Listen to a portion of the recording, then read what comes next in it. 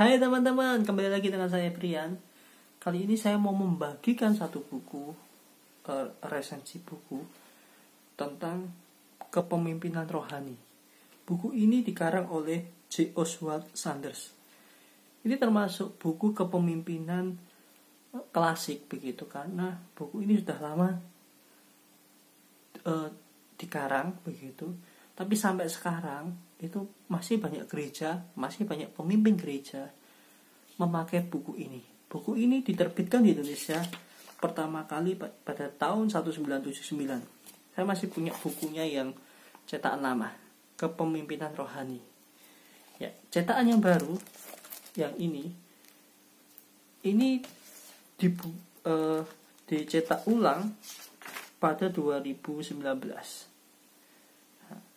Buku ini sangat menarik bagi saya karena kebanyakan buku-buku rohani yang berkaitan dengan kepemimpinan itu hanya berbicara bagaimana kita menjadi pemimpin, cara menjadi pemimpin. Tetapi tidak banyak yang membahas bahwa pemimpin itu harus memiliki hidup yang benar di hadapan Tuhan. Berarti pemimpin itu harus memiliki keyakinan yang kuat bagaimana dia harus hidup bersama dengan Allah. Tanpa ada perjalanan hidup dengan Allah, ya bagaimana orang bisa melihat Allah di dalam hidup kita? Bagaimana kita bisa memimpin dengan benar lah, wong hidup kita tidak menggambarkan tentang kehidupan Tuhan kita. Kalau kita melihat buku ini sangat menarik, Bapak Saudara, bahwa pemimpin itu harus memiliki kualitas yang baik. Kualitas yang baik itu seperti apa? Dia memiliki kehidupan doa. Dia harus memiliki kehidupan doa yang sangat kuat. Dia juga harus memiliki visi yang tajam berkaitan dengan tujuan yang mau dicapai. Tapi tidak hanya tujuan itu yang dicapai, tetapi juga tujuan itu harus berdasarkan kebenaran firman Tuhan. Tujuan-tujuan yang dibuat itu harus berdasarkan kebenaran firman Tuhan, karena kebenaran firman Tuhan itu adalah kebenaran yang mutlak. Di dalam kepemimpinan kita harus memiliki kepemimpinan yang rohani. Kalau kita mau kita mau ngajari orang untuk taat, kita mau ngajari orang untuk hidup benar, ketika kita mengajarkan orang tentang visi dan misi, ketika kita mengajarkan orang kepada kita harus begini begitu dan sebagainya, maka kita terlebih dahulu menjadi contoh yang baik. Contoh yang baik itu harus menjadi contoh secara rohani yang baik. Ya, seorang pemimpin harus mencari kehendak Allah.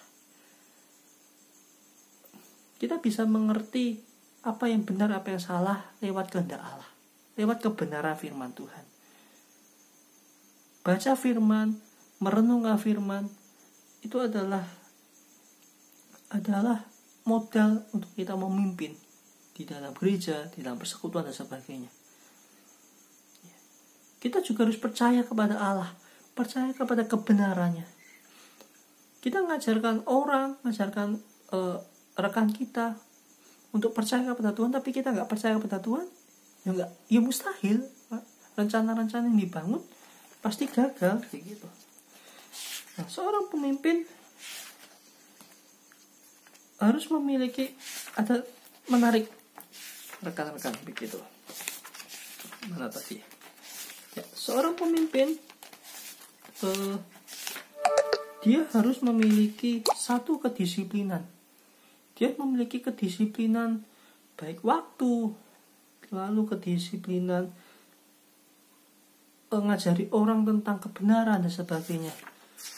Lalu yang kedua, bahwa seorang pemimpin itu harus memiliki visi yang jelas, tujuan yang jelas, arah yang jelas. Ada kata yang bagus di sini. Di dalam tokoh Alkitab, orang yang memiliki visi itu contohnya adalah Musa.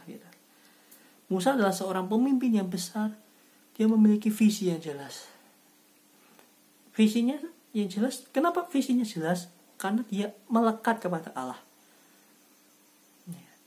Dia bisa mendelegasikan tugas-tugasnya juga kepada saudaranya Harun. Harun sebagai juru bicara, lalu Musa sebagai pemimpin yang menggunakan strategi, tapi strategi itu didasarkan dari kerinduan Allah, kehendak Allah. Nah, Musa ini menjadi contoh yang baik juga karena dia juga taat kepada mertuanya, sehingga kehidupannya baik begitu. Di dalam contoh kepemimpinan ini Musa sangat baik sekali begitu. Yang ketiga adalah seorang pemimpin harus punya hikmat. Hikmat adalah kemampuan untuk memanfaatkan pengetahuan sebaik-baiknya.